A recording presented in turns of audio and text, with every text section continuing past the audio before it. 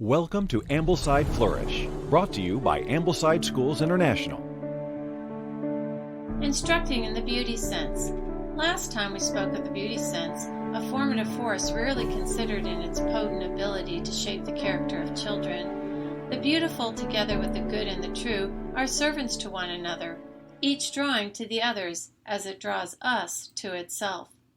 Charlotte Mason tells us that imagination, together with the trained eye and ear, are central to the perception of beauty, to this exercise of the beauty sense.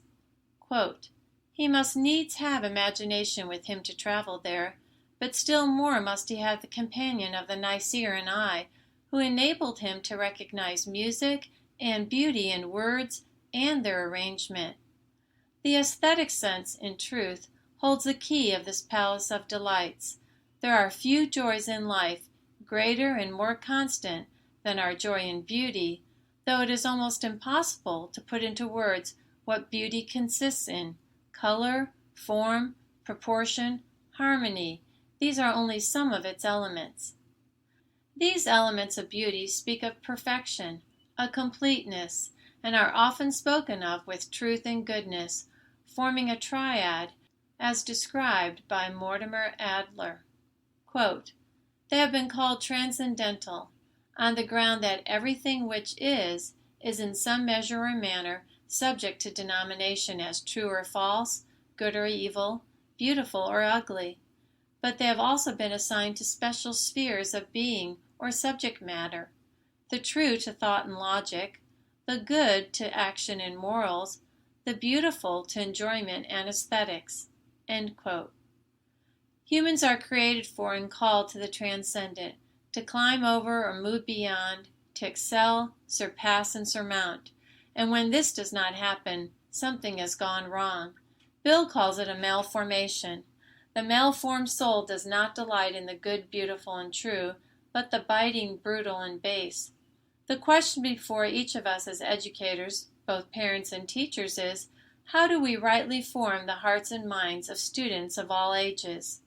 At Ambleside, we hold as its first principle that education is the science of relations, that our hearts and minds, our affections and desires, are formed by the relational world which surrounds us, be it books and things, families and friends, or social media and pop culture, trends and technology.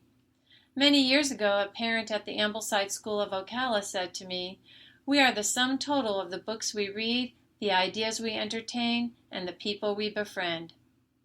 In the cultivation of the beauty sense, books hold the same primacy of place that do music and art. Mason said that in order to have a richly stored imagination, we must read much.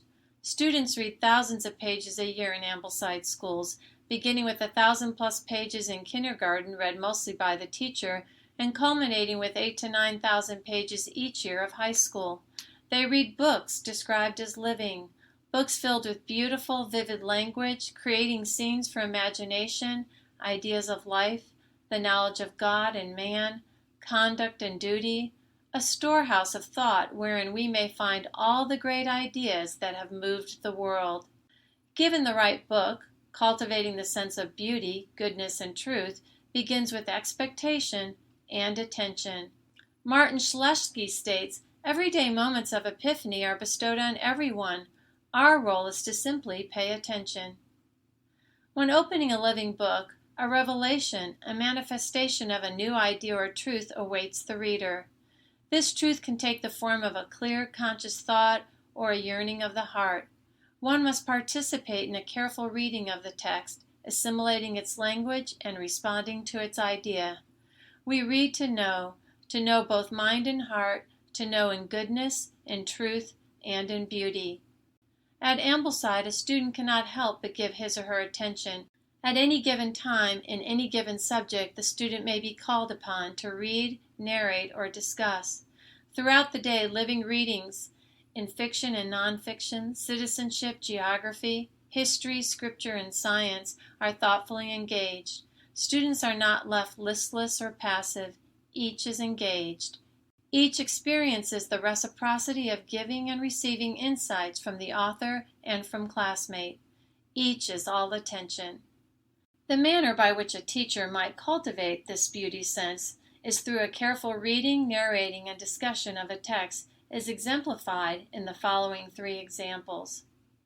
Marjorie Kinnan Rawlings' The Yearling is set in the 1870s backwoods of Central Florida and tells the story of a year in the life of Jody Baxter, the only surviving child of Penny and Ora Baxter. The teacher introduces Chapter 2, directing the student's attention to Penny Baxter as he introduces the reader to the family history. The babies were frail, and almost as fast as they came, they sickened and died. Penny, their father, had buried them one by one in a cleared place among the blackjack oaks, where the poor loose soil made the digging easier. The plot grew in size until he was compelled to fence it in against the vandalism of hogs and polecats. He had carved little wooden tombstones for all. He could picture them standing white and straight in the moonlight. Some of them had names: Ezra Jr., Little Ora, William T. The others bore only some legends, as Baby Baxter, aged 3 months, 6 days. On one, Penny had scratched laboriously with his pocket knife. She never saw the light of day. His mind moved back down the years, touching them as a man touches fence posts in his passing. Jody's mother had accepted her youngest with something of detachment, as though she had given all she had of love and care and interest to those others. But Penny's bowels yearned over his son. He gave him something more than his paternity. He found that the child stood wide-eyed and breathless before the miracle of bird and creature, of flower and tree, of wind and rain, and sun and moon, as he had always stood. He would act on any such occasion, he knew, as a bulwark for the boy against his mother's sharpness. Students give attention to the reading, assimilate the story, taking it into mind and heart, and retell the story in a manner both true to the author and uniquely their own. The teacher prompts thoughtful discussions, such as, "What do you notice about Jody's relationship with Pa and Ma? Why is Ma so detached? How is Pa so attached?" Consider Rawlings' phrase, "He found that the child stood wide-eyed and breathless before the miracle of bird and creature, of flower and tree, of wind and rain, and sun and moon, as he had always stood." What about nature has such an effect on Jody?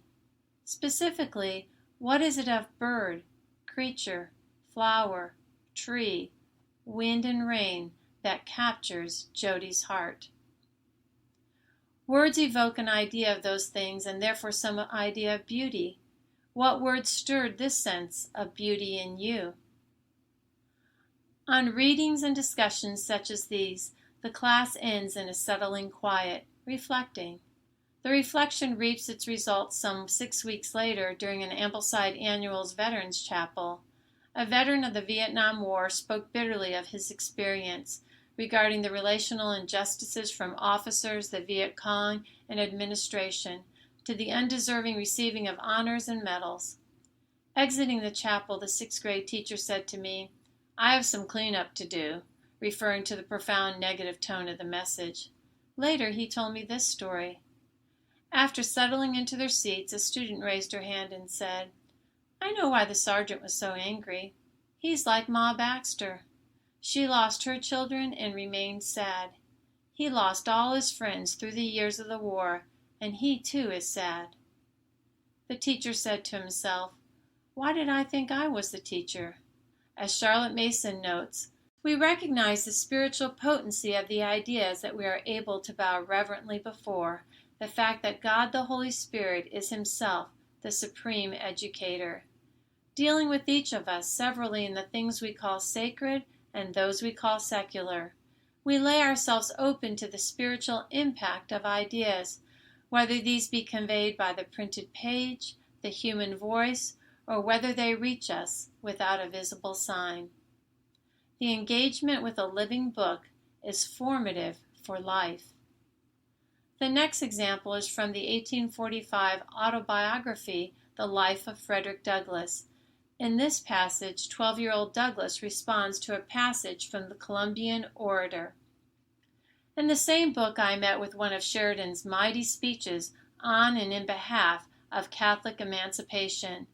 These were choice documents to me. I read them over and over again with unabated interest. They gave tongue to interesting thoughts of my own soul, which had frequently flashed through my mind and died away for want of utterance. The moral which I gained from the dialogue was the power of truth over a conscience of even a slaveholder. What I got from Sheridan was a bold denunciation of slavery and a powerful vindication of human rights. The reading of these documents enabled me to utter my thoughts and to meet the arguments brought forward to sustain slavery. But while they relieved me of one difficulty, they brought on another even more painful than the one of which I was relieved. The more I read, the more I was led to abhor and detest my enslavers. The idea as to how I might learn to write was suggested to me by being in Durgin and Bailey's shipyard, and frequently seeing the ship carpenters, after hewing and getting a piece of timber ready for use, write on the timber the name of the part of the ship for which it was intended. When a piece of timber was intended for the larboard side, it would be marked thus, L. When a piece was for the starboard side, it would be marked thus, S. I soon learned the names of these letters and for what they were intended. When placed upon a piece of timber in the shipyard, I immediately commenced copying them, and in a short time was able to make the 4 letters named. After that, when I met with any boy who I knew could write, I would tell him I could write as well as he. The next word would be, I don't believe you. Let me see you try it. I would then make the letters I was so fortunate to learn and ask him to beat that. In this way, I got a good many lessons in writing, which is quite possible I should have never gotten in any other way. During this time, my copybook was the board fence, brick wall, and pavement. My pen and ink was a lump of chalk. With these I learned mainly how to write. I then commenced and continued copying the italics in Webster's spelling book until I could make them all without looking on the book. Thus, after a long, tedious effort for years, I finally succeeded in learning how to write. Again, students give attention to the reading, assimilate the story, and retell the story in a manner both true to the author and uniquely their own. The teacher prompts thoughtful discussion. Douglas is 12 during this time, and he is reading famous speeches. What effect does this have on his life? Why? The collection of orations includes such authors as Socrates, Cicero, Jesus, Milton, William Pitt, Benjamin Franklin, George Washington, and Native American chiefs. How do these readings act as a force in Douglas's life? Wordsworth, you may remember, describes the child as father of the man. How did Douglas's youth prepare him for manhood? Speak about the gifts of reading and writing and their importance in school and in life. The final example is from Alcott's Little Woman. In the episode Meg Goes to Vanity Fair, Meg reminisces with Joe and Marmee. Meg had told her adventures gaily and said over and over what a charming time she had had, but something still seemed to weigh upon her spirits, and when the younger girls were gone to bed, she sat thoughtfully staring at the fire, saying little and looking worried. As the clock struck 9 and Joe proposed bed, Meg suddenly left her chair and, taking Beth's stool, leaned her elbows on her mother's knees, saying bravely, "Marmee, I want to fess." "I thought so. What is it, dear?" "Shall I go away?" asked Joe discreetly. "Of course not. Don't I always tell you everything? I was ashamed to speak of it before the younger children, but I want you to know all the dreadful things I did at the Moffats." "We are prepared," said Mrs. March, smiling but looking a little anxious. "I told you they dressed me up, but I didn't tell you that they powdered and squeezed and frizzled and made me look like a fashion plate. Laurie thought I wasn't proper. I know he did, though he didn't say so, and one man called me a doll. I knew it was silly, but they flattered me and said I was a beauty and quantities of nonsense, so I let them make a fool of me." "Is that all?" asked Joe, as Mrs. March looked silently at the downcast face of her pretty daughter, and could not find it in her heart to blame her little follies.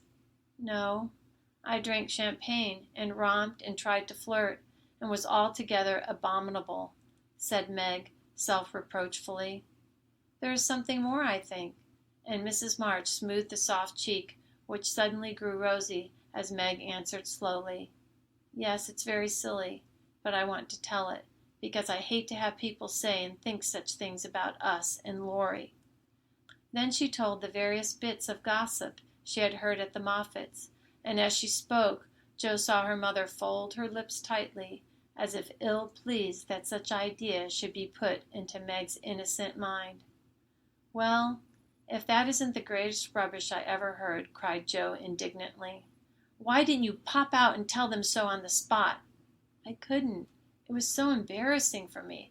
I couldn't help hearing at first, and then I was so angry and ashamed. I didn't remember that I ought to go away." "Just wait till I see Annie Moffat, and I'll show you how to settle such ridiculous stuff. The idea of having plans and being kind to Laurie because he's rich and may marry us by and by. Won't he shout when I tell him what those silly things say about us poor children?" And Joe laughed, as if on second thoughts the thing struck her as a good joke. "If you tell Laurie I'll never forgive you, she mustn't, must she, Mother?" said Meg, looking distressed. "No, never repeat that foolish gossip, and forget it as soon as you can," said Mrs. March gravely. "I was very unwise to let you go among people of whom I know so little, kind, I dare say, but worldly, ill-bred, and full of these vulgar ideas about young people. I am more sorry than I can express for the mischief this visit may have done you, Meg." "Don't be sorry. I won't let it hurt me. I'll forget all the bad and remember only the good, for I did enjoy a great deal, and thank you very much for letting me go. I'll not be sentimental or dissatisfied, Mother. I know I'm a silly little girl, and I'll stay with you till I'm fit to take care of myself. But it is nice to be praised and admired, and I can't help saying I like it," said Meg, looking half ashamed of the confession. "That is perfectly natural and quite harmless, if the liking does not become a passion and lead one to do foolish or unmaidenly things.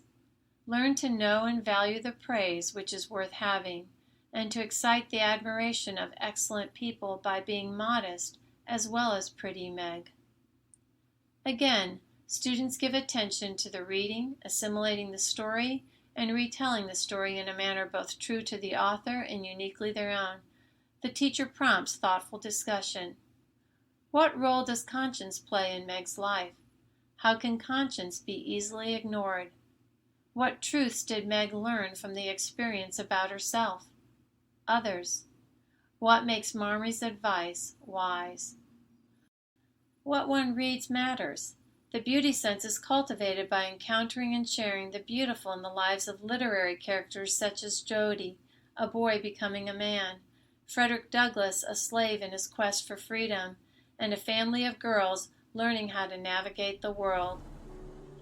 Rawlings, Douglass, and Alcott instruct the human spirit through their stories. We learn from their pages, their artistry in making alive what was imagined and remembered in their hearts and minds. These books, and books like them, are living through their characters and conflicts, romps in the natural world with fawn and friend, through the earnest defiance of injustice to the human spirit, to the intimacy of family and friendship, challenges of loss and loneliness, hardships and slavery. Each chapter reflects and cultivates the transcendent triad of beauty, goodness, and truth. Ambleside Schools International fosters an educational renewal based upon the pedagogical insights of British educator Charlotte Mason. Serving an international community of parents, teachers, and schools, Ambleside makes a living education accessible to all. For additional information regarding Ambleside Schools International and training opportunities for principals, teachers, and parents, please visit our website at amblesidschools.com.